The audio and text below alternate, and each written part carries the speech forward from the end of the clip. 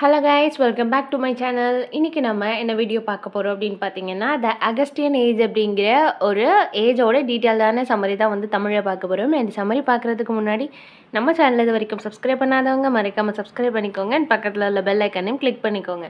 And Augustine age வந்து English லிட்ரேச்சரை பொறுத்த வரைக்குமே வந்து ஒரு ஒரு இர்ரீப்ளேசபிளான ஒரு ஏஜ் அப்படின்னு சொல்லி நம்ம எடுத்துக்கலாம். ஏன் அப்படின்னா, அகஸ்டியன் ஏஜ் வந்து ரொம்பவே இம்பார்ட்டண்டான ஒரு ரோல் பண்ணும். அண்ட் எக்ஸாமுக்கு வந்து நம்ம எப்படி ஈஸியாக எழுதி அண்ட் அரியர்ஸ் இல்லாமல் அந்த டஃப்பான பேப்பரை நம்ம கிளியர் பண்ணலாம் அப்படிங்கிறத நம்ம பார்த்துக்கலாம். அண்ட் நான் சொல்கிறத நீங்கள் வந்து குட்டி குட்டியாக நோட்ஸ் எடுத்துக்கோங்க. அண்ட் அப்படின்னா தான் எக்ஸாமுக்கு முன்னாடி உங்களுக்கு யூஸ்ஃபுல்லாக இருக்கும்.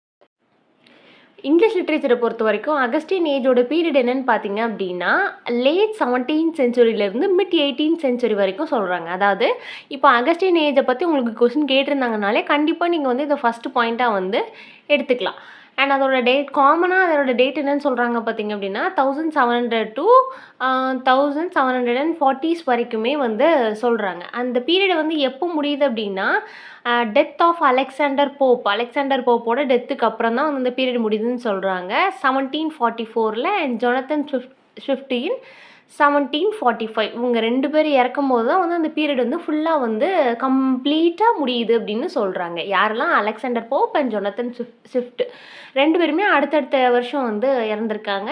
அண்ட் இது வந்து என்ன சொல்கிறாங்க அப்படின்னு பார்த்தீங்கன்னா, it is also known as neo classical age. அப்போது அகஸ்டியன் ஏஜ் பற்றி கேட்டாலும் நம்ம இதை தான் எழுதணும். நியோ கிளாசிக்கல் ஏஜை பற்றி கேட்டாலுமே நம்ம வந்து அகஸ்டியன் ஏஜ் தான் வந்து எழுதணும். இந்த ஏஜோட ரீசன் என்ன அப்படின்னு பார்த்தீங்க அப்படின்னா, இதை வந்து ஏஜ் ஆஃப் போப்புன்னும் சொல்கிறாங்க. அண்ட் இந்த டேர்ம் அகஸ்டியன் அப்படிங்கிறத எதுலேருந்து எடுத்துகிட்டு வந்திருக்காங்கன்னு பார்த்தீங்கன்னா, இது வந்து ஒரு ரோமன்ஸோட அந்த கோல்டன் ஏஜோட பேரலல்னு சொல்கிறாங்க. இது வந்து யாரோட கண்ட்ரோலில் இருந்திருக்கு அப்படின்னு பார்த்தீங்கன்னா, எம்பரர் அகஸ்டஸோட கண்ட்ரோலில் இருந்திருக்கு 27th BCலேருந்து 14 AD வரைக்கும் அண்ட் இருந்ததுனால வந்து சொல்கிறாங்க. When writers like Virgil, Horace and Ovid produce polished order work amid politically stability and cultural flourished. இதே மாதிரியான ஓவிடாக இருக்கலாம், விக்ரலாக இருக்கலாம், ஹொரேஸாக இருக்கலாம் அண்ட் இவங்கள மாதிரியான ரைட்டர்ஸ் எல்லாமே வந்து எழுதி பப்ளிஷ் பண்ணும்போது ஒரு பொலிட்டிக்கல் ஸ்டெபிலிட்டியை வந்து கொண்டு வந்து அண்ட் கல்ச்சுரல் வந்து ஃப்ளரிஷ் ஆனது இந்த ஏஜில் தான் அப்படின்னு சொல்கிறாங்க. இதில் நம்மளோட அகஸ்டியன் ஏஜில் இல்லை அப்படின்னா நியோ கிளாசிக்கல் ஏஜ் அப்படின்னு சொல்லிட்டு நம்ம வந்து சொல்லலாம். இங்கிலீஷ் ரைட்டரோட ஒரு செல்ஃப் கான்ஷியஸாக அவங்களே வந்து ஒரு கிளாசிக்கல் ரோமன் மாடலாக எடுத்துகிட்டு அவங்களோட செல்ஃப் கான்ஷியன்ஸோட ஒரு கிளாரிட்டியாக ஒரு பேலன்ஸ்டாக வந்து எழுதுகிற அவங்களோட ஓன் ஒர்க்கு தான் வந்து இது அப்படின்னு சொல்கிறாங்க. இந்த பீரியடில் வந்து ஒரு பொலிட்டிக்கல் சுற்றி என்ன நடக்கும் அப்படிங்கிறத தவிர ஒரு அர்பனைசேஸ்டாக வந்து ரைட்டர்ஸ் எல்லாமே வந்து எழுதுகிறாங்க. அண்ட் இந்த 17th செஞ்சுரியில் நடந்த சிவில் வாராக இருக்கலாம், ரெஸ்டரேஷனாக இருக்கலாம் அண்ட் க்ளோரியஸ் ரெஸ்டரேஷனாக இருக்கலாம், எல்லாமே வந்து இதுக்குள்ளே இந்த ஒர்க்ஸ்குள்ளே வந்து உள்ளடங்கி கொண்டு வராங்க.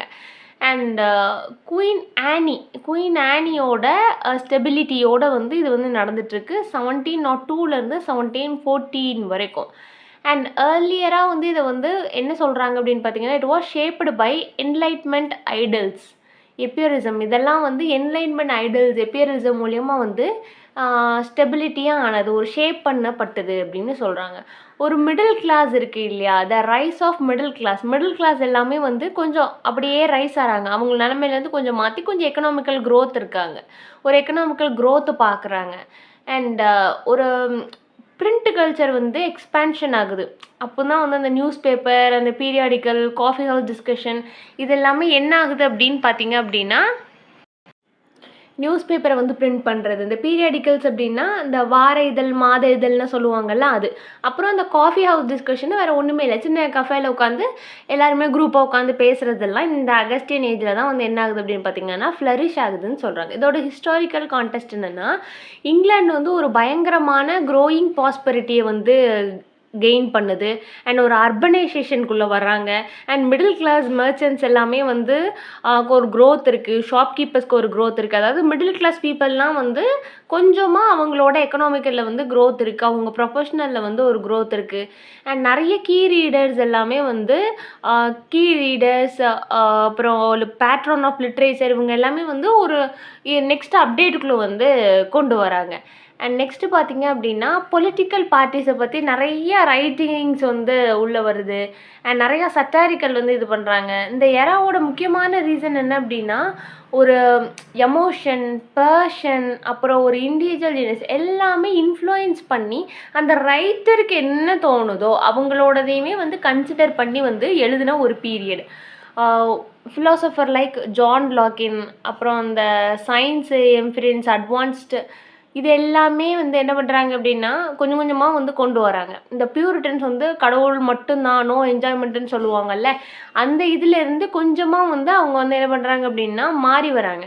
அந்த கண்ட்ரி சைடுமே வந்து என்னென்ன நடக்குதோ அது எல்லாமே இக்னோர் பண்ணிவிட்டு ஜேர்னலிசம் நோக்கி, ஒரு பீரியாடிக்கல்ஸை நோக்கி மக்கள் வந்து ஒரு எஜுகேஷன், ஒரு public manners, moral, current affairs இதெல்லாம் நோக்கி ஒரு நெக்ஸ்ட் அப்டேட்டுக்கு வந்து ஒரு வழிவகுத்த ஒரு இதுனா இதுதான் சொல்கிறாங்க நம்மளோட நியோ கிளாசிக்கல் ஏஜ், அதாவது அகஸ்டின் ஏஜ்னு சொல்கிறாங்க.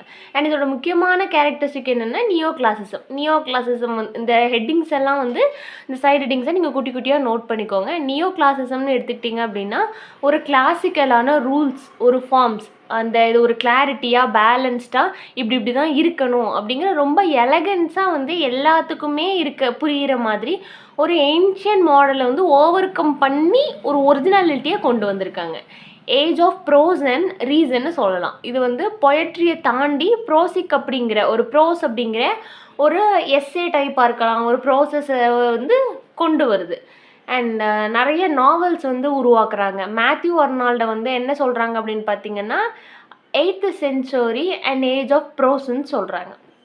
18th செஞ்சுரியில் ஏஜ் ஆஃப் ப்ரோஸ் வந்து யார் அப்படின்னு பார்த்தீங்க அப்படின்னா மேத்யூ அர்னால்டு அதில் வந்து ஃபேமஸ். அப்புறம் சட்டாயரோட மூட்லாம் எப்படி இருக்குன்னா ரொம்பவே வந்து ஷார்ப்பனாக, விட்டியாக அண்ட் வல்கரிட்டி இல்லாமல் என்னென்ன நடக்குதோ அந்த நடக்கிறத ஒரு கரப்ஷன் ஃப்ரீயாக அண்ட் ஒரு ரொம்பவே ஜென்டலாக அர்பனைசேஷனை நோக்கி வந்து எல்லாமே மூவ் பண்ணுற மாதிரி இருக்குது. ஹீரோயிக் கப்லெட் பொயட்டிக்கு வந்து ஒரு போம் வந்து எப்படி இருக்கணும்னு மக்கள் ப்ரிஃபர் பண்ணுறாங்கன்னு பார்த்தீங்கன்னா ரைம்டு அயாம்பிக் பென்டாமீட்டராக தான் இருக்கணும், ஆஃபன் ஏபியாக இருக்கணும் அப்படின்னு சொல்லிட்டு அதை நிறைய ப்ரொடியூஸ் பண்ணுறாங்க.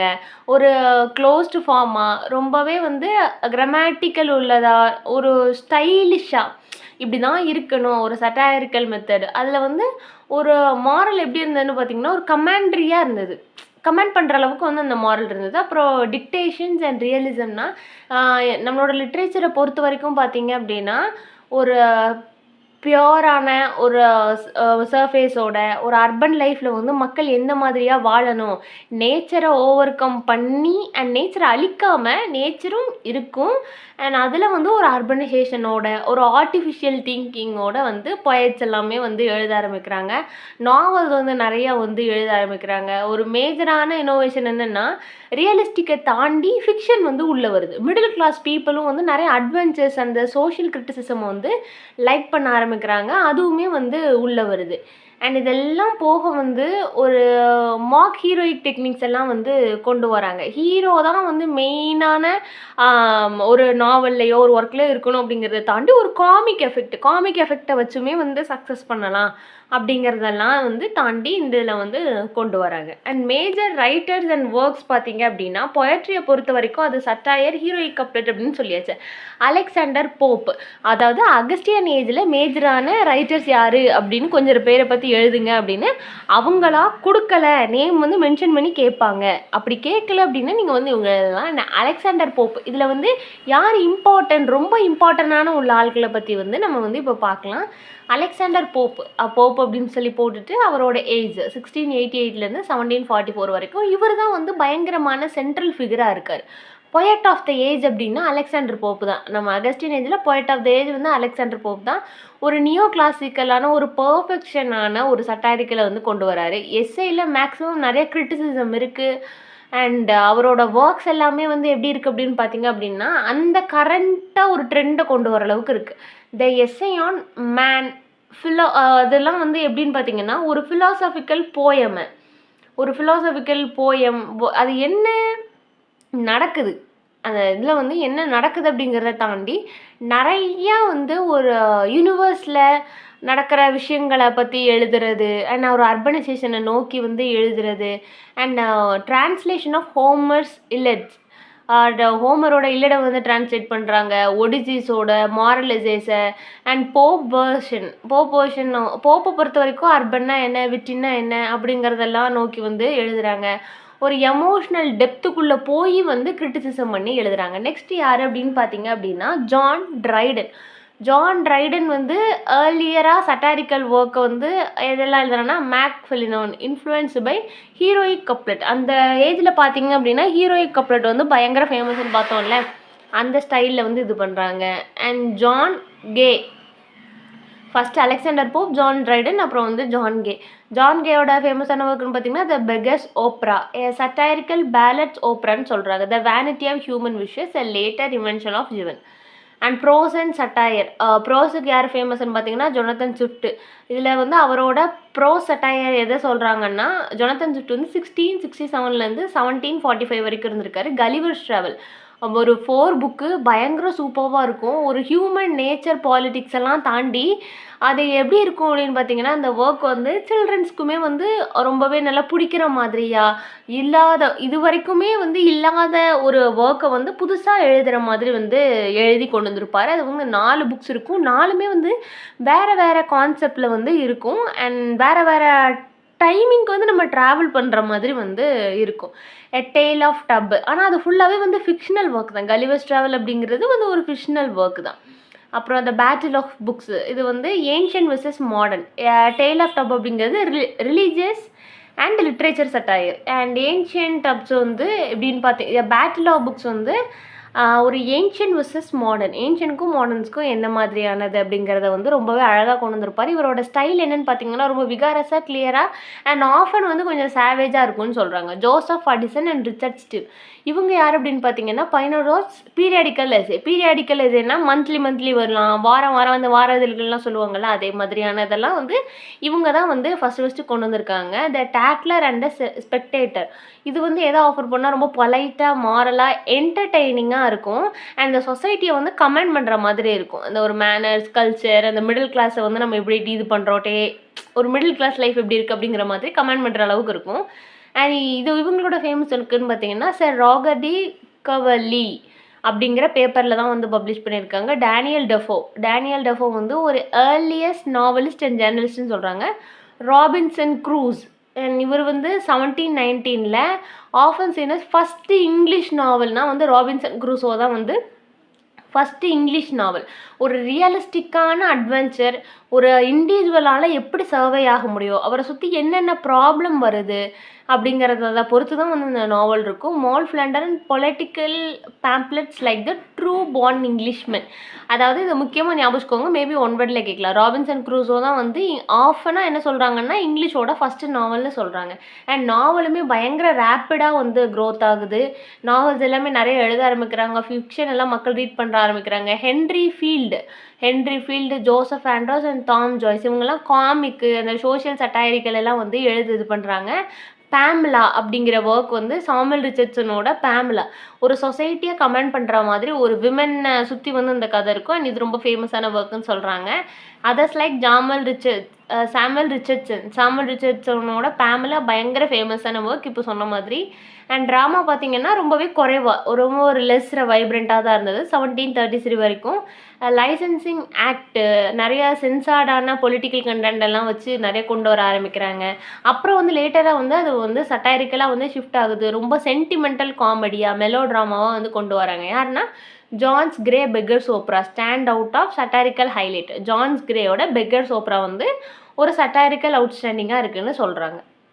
அண்ட் லேட்டராக என்னென்ன டெவலப்மெண்ட் ட்ரான்சாக்ஷன் நடக்கு அப்படின்னு பார்த்தீங்கன்னா, மிட் 18th century வந்து ஒரு ஸ்ட்ரிக்டான நியோ கிளாசிக்கம் வந்து ஃபாலோ பண்ணுறாங்க. யாருன்னா நம்ம ஜேம்ஸ் தாமஸ். ஒரு சீசனுக்கு ஏற்ற மாதிரி நேச்சுரல் ஒரு பொயட்ரியை வந்து பிளாங்க் வர்ஸாகவும் எழுதலாம், அதையுமே மக்கள் வந்து வாசிப்பாங்க அப்படிங்கிறத சொல்கிறாங்க. நிறைய ட்ரெடிஷ்னல் ஃபிகர்ஸ் இருந்தாங்க. யாருன்னா Thomas Gray, Oliver Goldsmith, William கூப்பர்லாம் வந்து இருந்தாங்க. அண்ட் அவங்கெல்லாம் வந்து நிறைய எமோஷ்னல் ரூல்ஸ் ஆஃப் லைஃப்பை வந்து ஃபாலோ பண்ணிகிட்ருக்கிற டைமிங்கில் வந்து வேறு மாதிரி நம்ம எழுதலாம் அப்படிங்கிற மாதிரி சாமுவல் ஜான்சன்லாம் வந்து ஒரு ஒரு நியூவான கிரிட்டிசிசம் டிக்ஷனரி இராவை வந்து அவங்க வந்து என்ன பண்ணுறாங்க அப்படின்னா செட் பண்ணுறாங்க. அண்ட் அதுவுமே அந்த டைமிங்கில் ஒரு பயங்கரமான ஃபேமஸாகவும் இருக்குது. அண்ட் லாஸ்ட்டாக என்ன சொல்கிறாங்க அப்படின்னா அகஸ்டியன் ஏஜ் வந்து இங்கிலீஷ் லிட்ரேச்சரில் நிறைய சோஷியல் கிரிட்டிசிசமை வந்து கொண்டு வந்த ஒரு ஏஜ். அண்ட் அது வந்து ப்ரோஸுக்கு ஒரு எஸ்டாப்ளிஷனாக இருந்தது. நாவல்ஸ் நிறைய ஜேர்னல்ஸ் நாவல்ஸ்லேருந்து கொண்டு வந்தாங்க. அண்ட் நிறைய ஜேர்னலிசம் வந்து அந்த பீரியாடிக்கல்ஸ்லாம் வந்து வர ஸ்டார்ட் ஆன டைம். அது வந்து எதை செலிப்ரேட் பண்ணுது அப்படின்னு பார்த்தீங்கன்னா ஹியூமனோட சட்டாரிக்கலை வந்து நிறையா செலிப்ரேட் பண்ணும். அண்ட் நிறைய டைம் வந்து அது ரொம்ப ஆர்டிஃபிஷியலாக நம்ம திங்க் பண்ணுறதையுமே வந்து என்கரேஜ் பண்ணும். அந்த ரெனைசன்ஸ் ரொமான்டிக் எராவை விட இது வந்து கொஞ்சம் டிஃப்ரெண்ட்டாகவே வந்து ரொம்ப கிளாரிட்டியாக ஒரு இன்டெலெக்சுவலாக வந்து இருந்ததுன்னு சொல்கிறாங்க. அண்ட் இந்த பீரியட் வந்து Britain's growing confidence as commercial and imperial power.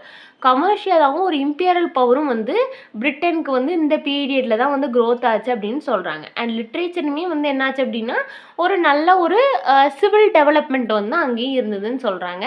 And Augustine ஏஜ்னால் வந்து ஷார்ட் அண்ட் ஸ்வீட்டாக வந்து நீங்கள் 5 மார்க்ஸ்க்கும் எழுதலாம், 8 மார்க்ஸுக்கும் எழுதுகிற அளவுக்கு வந்து இதில் வந்து கண்டென்ட் இருக்குது. அண்ட் இதுவே வந்து போதுமான கண்டென்ட். அண்ட் இவ்வளோ தான் சம்மரி. சம்மரில் ஏதாவது டவுட் இருந்தால் மறக்காம கீழே கேளுங்க. வேறு ஏதாவது போகும் நாவலுக்கு சம்மரி வேணால் அதையும் கீழே கேளுங்க. அண்ட் ஃபர்ஸ்ட் ஆஃப் ஆல் வந்து கொஞ்சம் டிலே பண்ணி நிறைய பேர் வந்து டாபிக் வந்து கமெண்ட் பண்ணியிருந்தீங்க. கொஞ்சம் டிலே பண்ணி தான் வீடியோ போஸ்ட் பண்ணுறேன் பிகாஸ் நான் out of station. And thanks for வாட்சிங். Subscribe for more videos.